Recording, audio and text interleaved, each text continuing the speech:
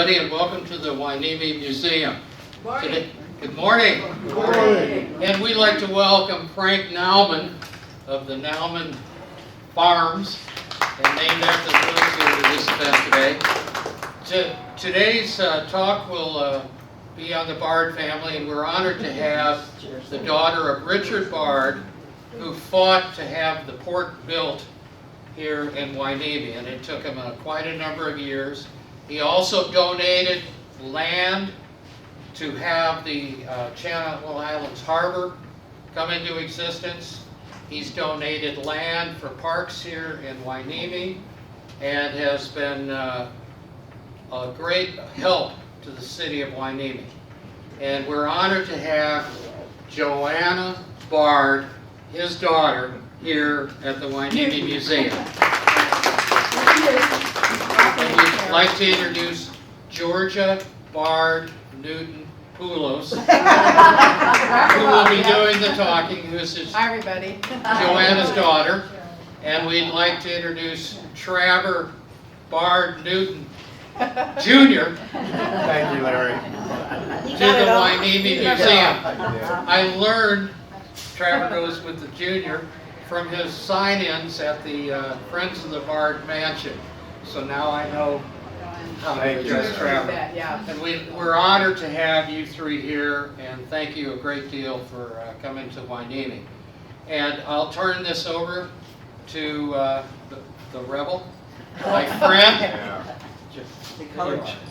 There you are, My new Georgia. nickname. Thanks, Larry. Thanks for everything. And thank you all for having an interest in this story, and we're so happy with what Larry has done with the museum. Larry and Roberta, it's just incredible. Wow. Come back to life in such a beautiful way. So thank you so much. Okay, well, Mom was going to give the talk today, but she just wasn't quite up to it. Right, Mom? Okay.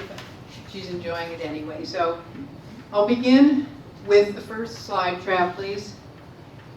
Richard Bard was born in this home in 1892. The original home was built in 1872 on the same site as the current building known as the Bard Mansion, which was built in 1912 by architect Myron Hunt. This building, the Hueneme Museum, was also built by Hunt in the year 1925.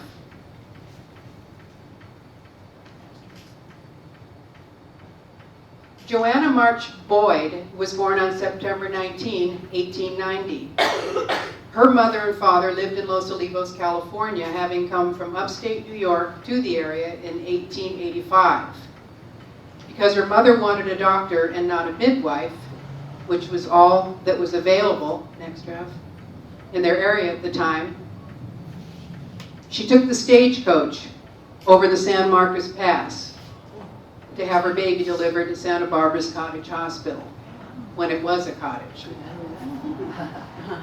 Joan's father, Alden, had come to the Santa Ynez Valley in 1885, and the town of Los Olivos was named after his olive ranch, Rancho de Los Olivos. The ranch boasted 5,000 olive trees. His olive oil won a prize in the World's Fair. The family was well traveled, and Joan spent 2 years of her schooling in France. Most of Joan's parents, Alden and Joanna Boyd's friends, lived on the other side of the coastal range, and Joan socialized with her generation primarily in Santa Barbara. But in the springtime, her friends came to the valley for a yearly camping trip when the San Rafael Mountains were their most beautiful.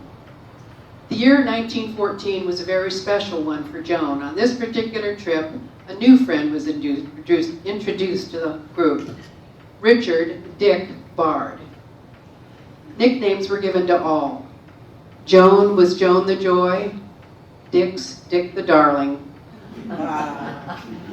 The group enjoyed games of baseball, boating on the beautiful Zaca Lake, and gathering wildflowers. Love blossomed between Joan and Dick. In 1915, Richard's father, Senator Thomas Bard, passed away in Hueneme at his home called Barrowwood. This is his widow in the garden. Over the previous year, Thomas would write eloquently to his second son that he had wanted Richard to be in charge of the Bard family's newly formed corporation. Life was moving at a rapid pace for the young man. He was now about to run a multifaceted business, enter World War I, and marry a wonderful young woman. On April 11, 1916, Joan and Richard Bard were married at the home of Joan's aunt, Jean Waterman, in Santa Barbara. The couple spent a few days at San Francisco's Cliff House Hotel before returning to their new home in Hueneme, known as the bungalow on the Barrelwood property, returning to their new home, excuse me. In the fall of 1917, Richard joined the Army in Ventura. In early November, he was sent to the Presidio in San Francisco and was away for the birth of his first child, Joanna, known as Jana, on November 12th of that year. Dr. William R. Livingston was the attending physician. Richard said goodbye to Joan less than 2 months later, leaving for duty in the First World War. He saluted a goodbye to his mother at the entry to Barrelwood's big house. Richard spent his 26th birthday, February 17, 1918, in Saumur, France. In his diary, he wrote, "I want to make a fine record here for dear Joan's sake, if for nothing else. In 3 months, perhaps I'll be at the front, who knows, and after that, perhaps home." On August 4th, he wrote, "Train upon train go by ceaselessly. There is no stopping the American advance. The Boche are retreating headlong. I don't believe they'll stop until they reach the Aisne. Ordered to send 6 caissons. Met wounded going out. Saw many dead horses." On August 14th, he wrote, "Last night we were serenaded by Boche planes. They appeared 4 times in all. They dropped bombs with a radius of 1 kilometer, but fortunately none came close to our echelon." American troops had proven themselves in combat for the first time in the war during the Third Battle of the Aisne. While Richard was overseas at war, Joan immersed herself in motherhood. Sister Kitty would soon come the following September, and her surroundings. Her mother-in-law Mary, now recently widowed and with a heart condition, spent her days in the big house and in the gardens. Joan would learn the names of these rare plants and trees from Mary. Barrelwood was known for its beautiful botanic gardens. It was a world within itself. It was self-sufficient, having its own artesian well, stock and dairy farm, large vegetable garden, and fruit trees. Many gardeners, guided by Chavez, kept them in a beautiful condition. Joan had visits from family and friends. She ventured to Hueneme Beach and enjoyed the wide, warm expanse of sand east of the Hueneme Wharf and warehouses.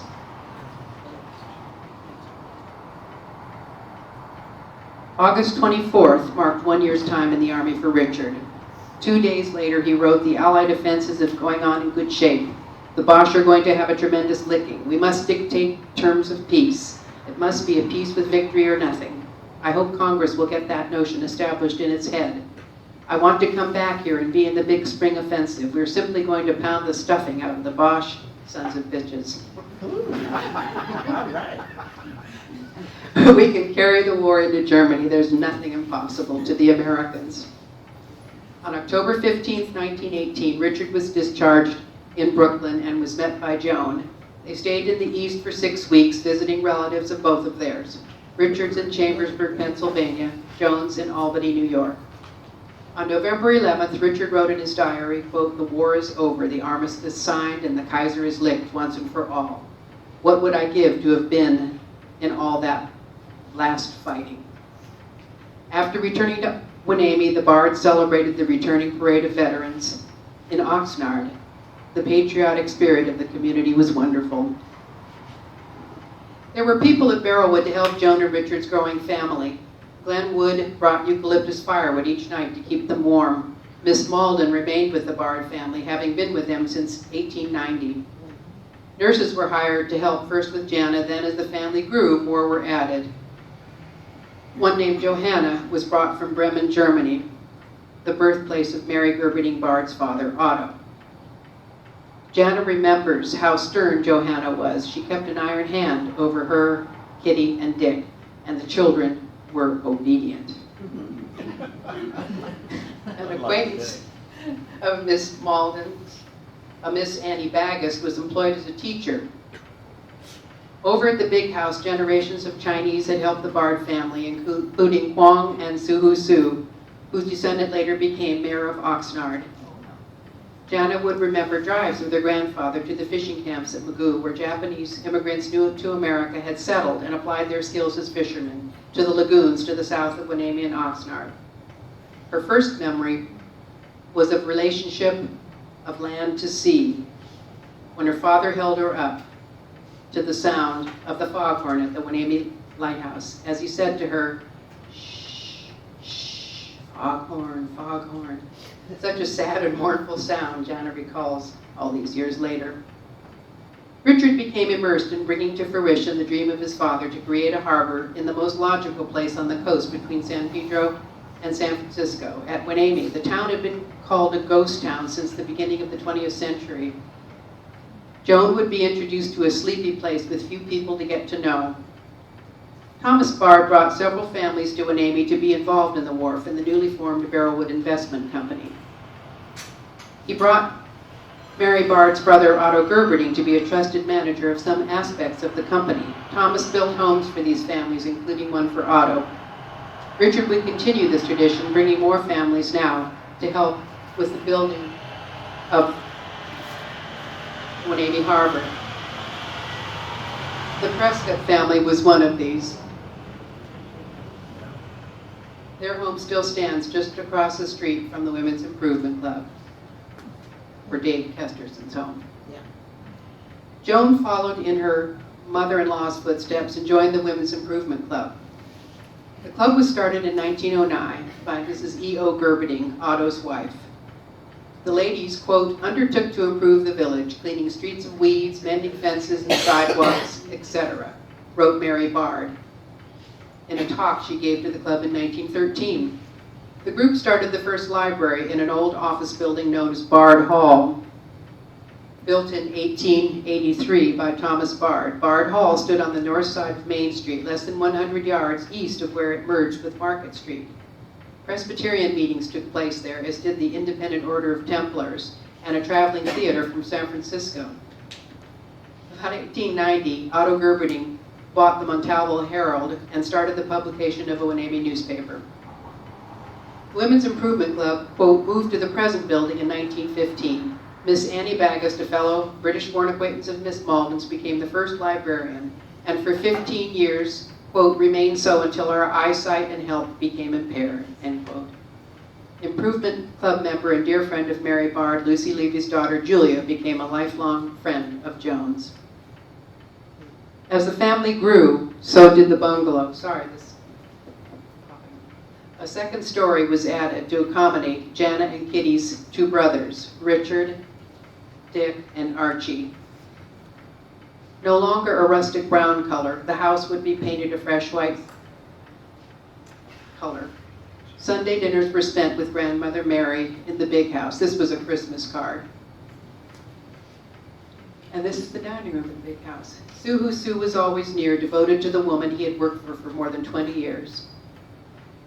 In a writing exercise by Kitty Bard at the age of 14, life at Barrelwood is described. Quote, we have lived at Barrelwood, which is the name of our ranch, ever since we were born, so the thought of leaving the dear place is saddening at times. Our house, enclosed in a grand garden, which belongs to our grandmother, is not near any house but our grandmother's, and the barn. Barrelwood used to be a stock farm with thousands of cows, and besides, there were pigs, chickens, and horses. Many times we have found badgers and gray possums in the eucalyptus groves, bordering the bean fields. Jana and I, every time the men would cut down a eucalyptus, climbed about the fallen branches and got up on long limbs to play horse. The smell of the sawed trees was perfectly delicious.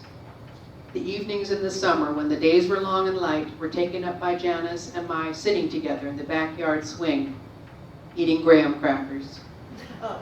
We did that every night until it was too dark to see. Church was always at the center of Joan and Richard Bard's lives.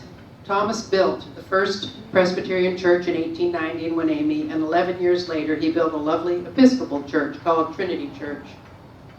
This church was built for Mary, a lifelong Episcopalian, and it was built at a time of deep decline in Hueneme. It was later moved to Fillmore. Both Joan and Richard would teach Sunday school to young people, something they would do for 50 years. Joanna began studies at the Hueneme School in 1923. Her father Richard had taught her to read at an early age, so she soon skipped a grade. She had several good friends, including Josephine Sullivan and Mildred Wiltfong.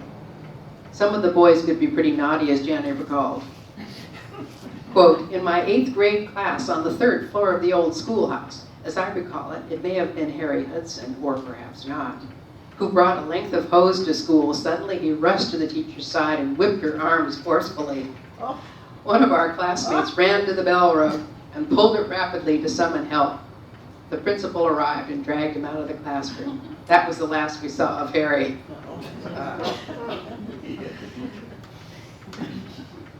When Joanna was about 4 years old, she witnessed a very exotic and exciting time in Hueneme's history. The motion picture industry came to town. The beautiful sand dunes of the area became the sands of Arabia for the filmmakers, a perfect setting to tell the story of the movie The Sheep, starring Rudolph Valentino. Joanna's nurse wanted to see the famous silent screen star, so she took her to the dunes. Joanna remembers seeing camels galloping over the sand hills and people dressed in strange and colorful costumes. Looks like the leading lady. Stories she had been read by her father had come to life. She also remembered another film crew and joined friends to spy through a small peephole in a shack used as a dressing room, housing Gary Cooper as he sat inside eating local strawberries and cream. What a thrill for these children. In 1925, Richard began in earnest his 14-year battle to create the harbor at Hueneme. It truly was a hard-fought battle, with factions in Ventura and in Washington vehemently challenging his plan and incredibly his motives. He flew to Washington so many times that he was awarded a commemorative plate by Pan American Airlines for the milestone of hundreds of thousands of miles flown on that airline. Joan continued with her work at the Women's Improvement Club, the library, church school, and then became involved as a trustee at the Ventura Reformatory School for Girls. Located on 127 acres above Ventura Road, the school was established as a correctional facility in 1913. Joan joined a group of civic-minded women such as Mrs. E.P. Foster and Richard's sister Beryl in mentoring young women. She went on to join the Juvenile Justice League and remained on that board for 27 years. In 1928, another sister was added to the Richard Bard family. There she is on Joan Bard's lap on the right. They named her Margaret. She had beautiful red hair and was especially adored by her father. Photographs were continually taken of the older children as they grew. Kitty wrote in her writing piece, quote, "Childhood days at Barrelwood, there is one more child in our family, but she wasn't born when the rest of us were small, so she missed out on all of our fun and childish joys." Margaret recalls wonderful memories of growing up at Barrelwood, biking around the many paths with the Prescott girls, playing cops and robbers on bikes with Edmundo Chavez and his friends, roller skating on the sidewalks surrounding the big house. There were wooden ramps covering the steps from the south porch to accommodate grandmother's wheelchair, which enabled a skater to gain speed. Roller skating in the barn where hay bales were stored. She used to look longingly at Archie and Dick's treehouse in the pine tree bordering the road with the pepper trees. It had a pull-up rope which prevented my going up. She loved the aroma of burning eucalyptus trees and wood, jasmine bushes, wisteria, magnolia, lilac, and the fragrant redwood trees' needles. She grew up in a magical place. Joanna graduated from Hueneme Grammar School in 1929. There she is, fourth from the right. top row. And that's a Miranda boy on the bottom right. If anybody knows which one. George. You know, Helen? I can't see. Is it George, maybe? Where? Bottom right, row. seated on the floor. Bottom right seat. Oh. Yeah. I think it's George. Yeah. Okay. Yeah. Cute, huh? She performed on the piano and was valedictorian of her class. Leaving Barrowwood and her siblings at the age of 12, she began Santa Barbara Girls' School, first as a boarding student and then living with her maternal grandparents at their home in Santa Barbara.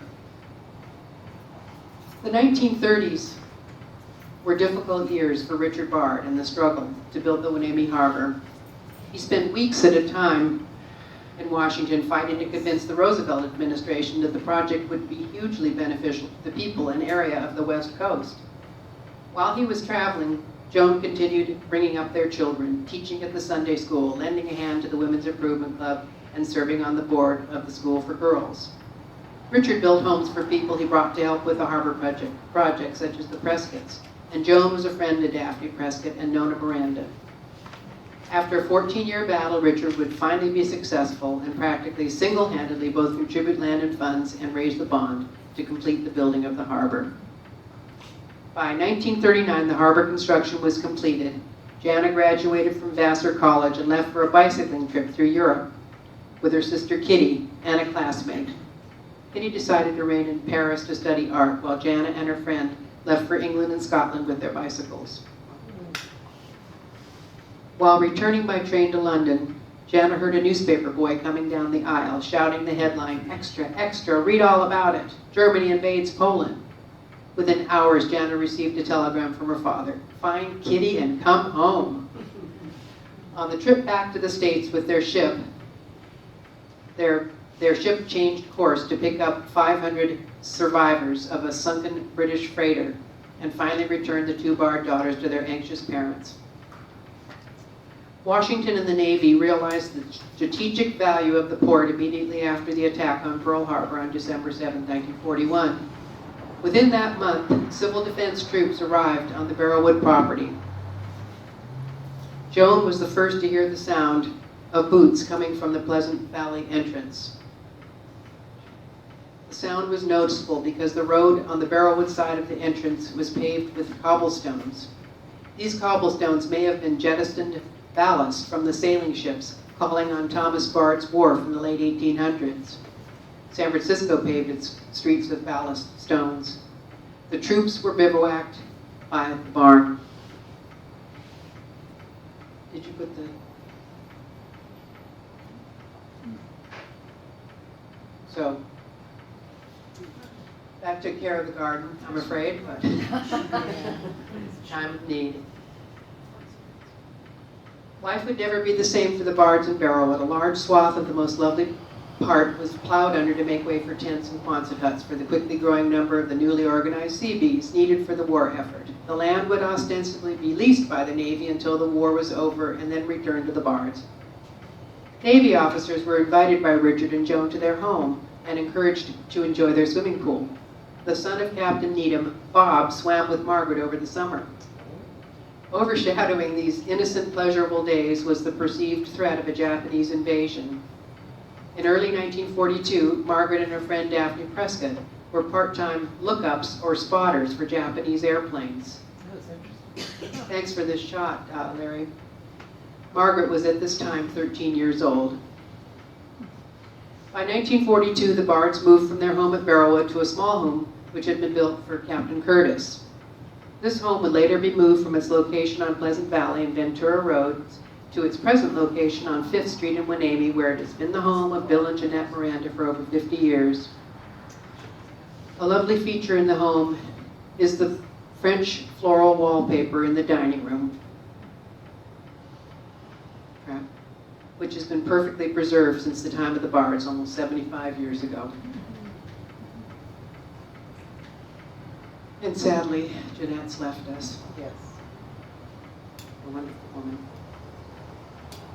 Richard entered active duty in World War II on the 19th of November, 1943, and be relieved on August 1st, 1946. He was 51 years old. He received the Army Occupation Ribbon, European Middle Eastern Service Medal, World War II Victory Medal, and the Croix de Guerre. He was one of the original monuments men, but allowed others to take the credit. He was appointed governor of Kassel, Germany at the end of the war. Writing to Joan from, quote, somewhere in Germany, end quote, on the 18th of March, 1945, Richard wrote, quote, place is about 70% ruined. You see faces of buildings and think they are all right. And when you get up to look at them, you see they are hollow mockeries. Thousands are living in bunkers, air raid shelters, when we arrived, and it is a wonder there weren't more epidemics. The first few days we found some 175 corpses and had to bury them without coffins, many unrecognizable. And in another letter he wrote, quote, sometimes when I look at these people I've seen in Belgium, France, England, and even at home, aren't they moved by the same emotions? Don't they like the same things to eat, the same comforts? Don't they die of the same diseases? Don't they feel the same ecstasies as we do? Yet how can they have been so long and easily duped by half-insane, half-genius leaders? It's a mystery. Janet gave birth to the first grandchild of the Bards, another Joanna, which we call Josie. It's our sister. In June of 1944 in Baltimore, Janet had married Travers Newton Sr. in 1942 in a wartime whirlwind romance. Joanna, soon to be named Josie, was brought to Hueneme by Joan and Margaret so that Janet could spend time with her new husband before he left for the front and the Battle of the Bulge. Josie remembers the Curtis house she lived in for about 5 months. She especially remembers the beautiful wallpaper. Quoting one last letter from Richard from somewhere in Germany, he wrote, quote, I think of you a lot, darling. I like to picture meeting you and going on a long trip together. When traveling will be fun again. I want to bring you and Margie over here before she's too old to get the thrill of seeing new places after the war. But I suppose once I'm home, I'll not want to go away again. Perhaps we'll have to be thinking of a new place to live. Maybe when I get back, I'll find we have no house or home. What will become of Barrelwood? Sentimentally, I'd like to keep it intact like the old estates over here, but they are vanishing as the families can't stand the expense. Well, it's something to think about. Wow. Bard was made supervisor of Ventura County and served from 1946 to 1951. In 1951, the Bards moved to Somas and built a home near the agricultural property of the Barrelwood Investment Company for the extended family, and he and Joan kept active in many organizations, especially those which mentored the youth of Ventura County. That's it, folks. Thank you. Any questions? Maybe Mom or Trav can ask them. Well, okay, you're referring to Hueneme Harbor. When did it change over to Oxnard? It's never been Oxnard Harbor, Oxnard Harbor District. Oh, okay, that's right, okay. That was the entity that was Sorry, created. that was No, your- that's so, please, I take all the help I can get, because it's always been confusing to me. Yeah, the Oxnard Harbor District was created in order to float the bond. Well, yeah, at the time, Port Hueneme was not incorporated. Right. Oxnard was, so that they had to be the entity. Okay, that's it, Oh, I yeah, see, yeah. okay. The Harbor Unfortunately. District was the same Most- size as Oxnard High School District. It covered all the way out to Somas, Oh, you really? 1,000 homes, Yeah, most of Ventura County. It's huge. Right. yeah. But everything south of the. And it's all based on the school district, right? Yeah, Yeah. Oxnard High School District. Oxnard High School. But you're right, that's right. Yeah. You didn't say anything about this building. Well, in the very Context. beginning, okay, Trav, Beverly's written about it, but here, Trav. just, well, no, if you go to Beverly, this is 25. Yeah, Can everybody hear Beverly? and you'll be able to hear me. And ever since, it has been a number of different things. How many of you knew that it was before it was the Chamber of Commerce and all that this was City Hall? City Hall, I wonder what year that was approximately. I have all those dates in Yeah, of somewhere course, else. yeah. It's the Anybody can mid-60s. help me with that? 60s, mid-60s, RV just Yeah. said. And so it's been a number of different things, but I would love, and I think everybody would love to see an interior shot of this from 1925. We can kind of guess based on what the flooring is and stuff, but we really don't know. The picture that we have over there is of the Bank of A. Levy that was in Oxnard. We think it might be somewhat like that, but we don't know.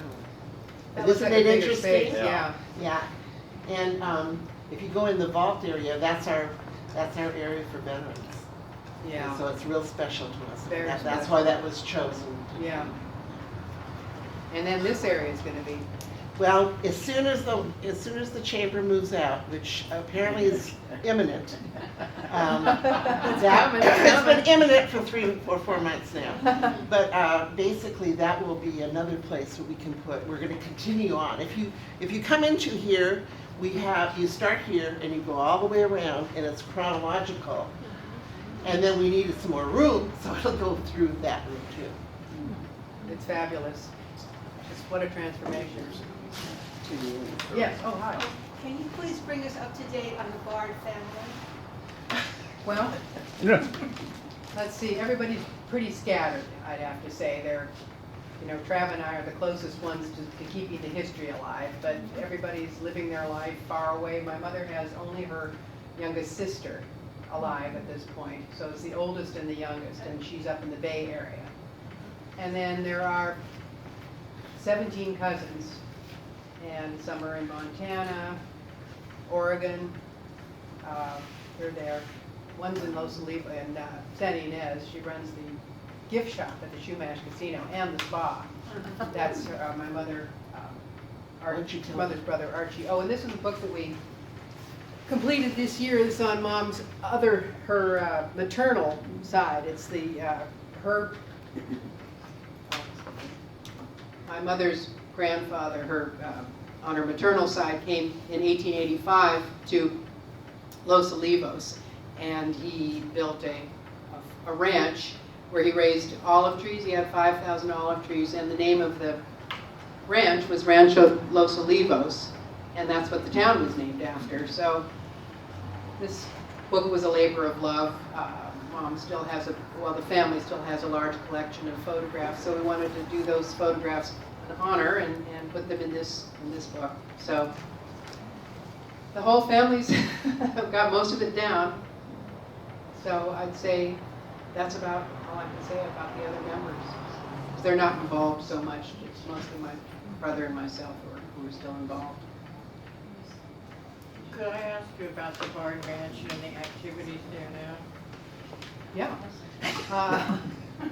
Well, we have the Friends of the Bard Mansion, and you can join for $35 a year, and we have 4 events a year, and it's all, we have lots and lots of photographs, and we have docents in the upstairs part of the mansion where you can hear the whole story. And, well, September 10th. September Kathy 10th, Long. we're honoring Kathy Long at our next event. Supervisor. And she's supervisor who's retiring. And then we have wonderful Christmas shows with the Boys and Girls Club and some Christmas jazz.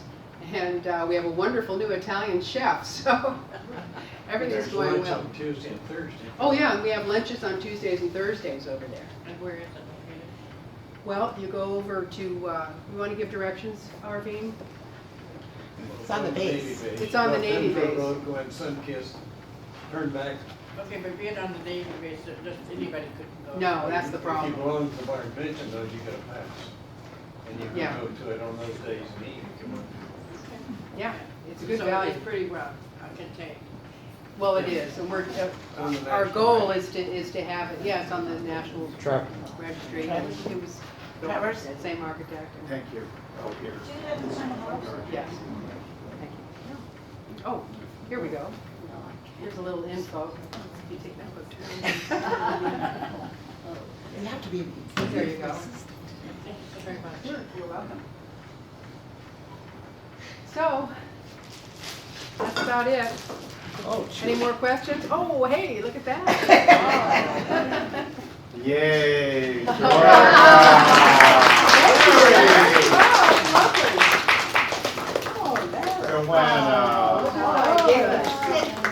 Okay, how about a photo?